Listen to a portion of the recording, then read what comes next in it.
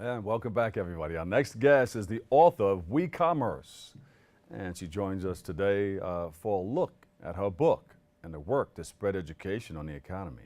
We welcome Billee Howard. Thanks so much for Welcome to the having show. me, Bob. I told you we had a Billee Burdette at WBLS. Yes. Like you're doing the Frankie Crocker. Hopefully I can live up to her. Well, you can, and you are. Good, good. So you have what made you want to write this book?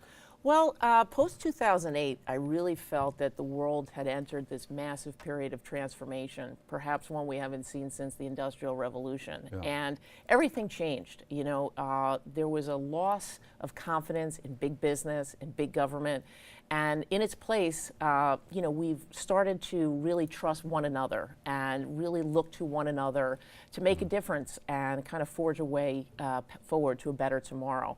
And out of it came this peer-to-peer economy, which has morphed into a variety of iterations. The sharing economy, the collaborative economy are two of the most common names. And I put it together under the banner of WeCommerce to kind of connect all of the dots that are taking place and try to make sense of them. Yeah, we were really tanking around that time. I mean, all businesses, Wall Street was going crazy. Yeah. Everything fell apart, Yeah. and it gave us the opportunity to kind of set a global reset button and kind of begin again and figure out how we were going to do things differently. And WeCommerce is really the idea of all of the different changes that have taken place to kind of guide us towards a more, I guess, positive and profitable path. Yeah.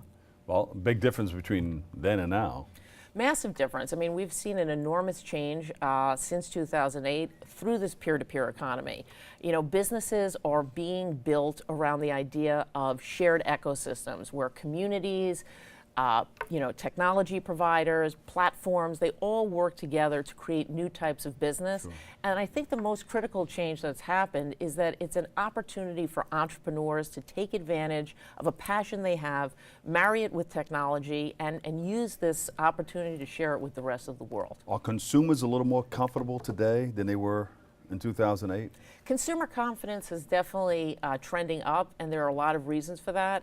You know, there's still obviously a lot of trepidation around what's going on with the presidential race, but because we're doing things together for one another, you know, on a local scale, on a grand scale, people are really much more in charge of their own destiny and are really, you know, making the critical actions or taking the critical steps to ensure that tomorrow is better than today. What piqued your interest in economics, in the things that you do today? Well, my first job, actually, it happened by chance, but I served as the U.S. press secretary for the president of the Philippines. And it was at a time, you know, Singapore is now one of the most industrialized, innovative countries in the world, but this was about 20 years ago. Yeah. And, you know, democracy had just come to the region. And it was at that time that I realized that the third world really wouldn't be third much longer. And I was fascinated by, you know, how technology ultimately would not just be the greatest tool of connection, but it would ultimately one day serve as the greatest equalizer. And that's kind of what's happening today. And why do you think your work is so important?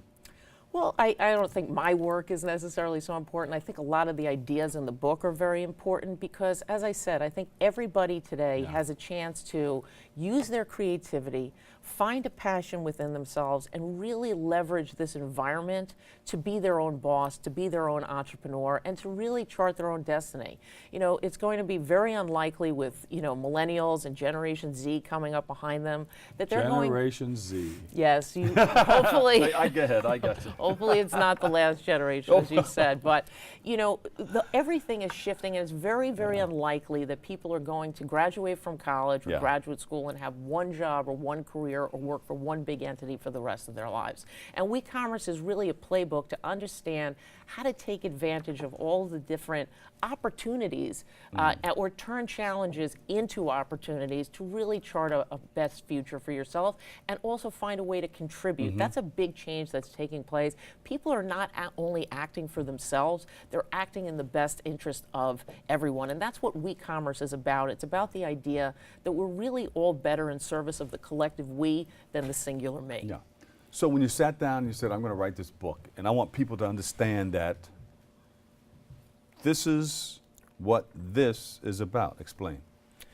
This is what this is about. Well, as I said, we're in what I call a collaborative economy that's being driven by a variety of very different factors that drove the economy before. You know, big is no longer better. Small, as I like to say, is the new big, which means that everyone has the opportunity to have skin in the game. Yes. Change is no longer something that happens once a year or once a month. It happens daily, and it's not something that is necessarily a negative. You have to embrace change today as a currency of business to drive transformation.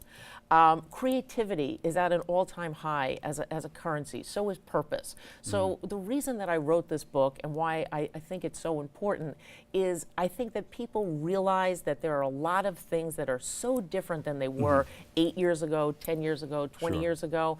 And I think that people often don't understand how to piece all of those different components together. And I feel that, you know, in my book, the quilt that comes out of that and all of those disparate components, they really do all work in concert together. And that quilt for me is WeCommerce, and you can learn more about it in my book. All right, so complete this. Pick up my book because you will learn. You will learn, as I said, you know, how do you find your passion? You know, many people have a passion, but they don't have an opportunity. They don't have the courage. They don't seize the chance to share it with the rest of the world and really live the life that they want to live. You know, many times we live the life that we think we should live. We live the life that our parents have lived, and this is one of the greatest periods of transformation in history. And I think people should, you know, really find a way to take advantage of it. Who's the target? Target can be anyone. I mean, I wrote it for CMOs in Fortune 500 companies, but you know, it's as equally applicable to entrepreneurs of any size. It's applicable to students who are trying to figure out how should they, you know, shape their education. What is their career path going to look like? Because the career path of today looks nothing like the career path of perhaps when you and I had to make those critical choices. So, you know, it's also for baby boomers who are graduating out of their, you know, traditional careers and looking for a second or third, or I like to call encore act. They're encore entrepreneurs. So it's really an opportunity for anyone, anywhere who really wants to take advantage of our new world. Yeah. You have this book out. I know people think ahead. They say, well, you know what? I'm going to follow this up with another book. Are you thinking about that already?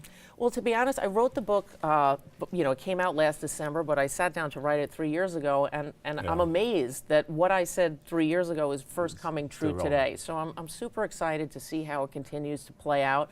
And, you know, when the time is right, I'm sure I'll figure out how to tackle what's next. But, you know, I think what's really, really exciting that we've seen in 2016 is that this sharing economy, this age of WeCommerce, is not just for small entrepreneurs. It's for big business.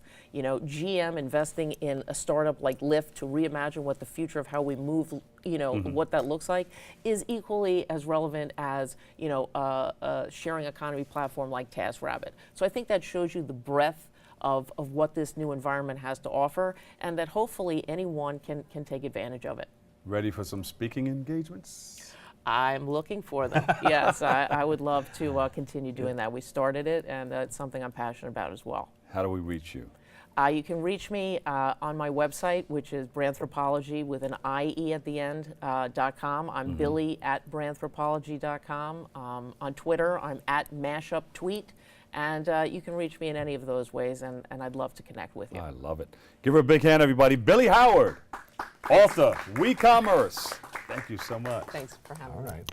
We have to take a quick break right here, but stay tuned. We'll be right back with the Music Monday. But first, the 47th Annual African American Day Parade took place, filled with music, food, and more. A lot more. Christina Lane has a story.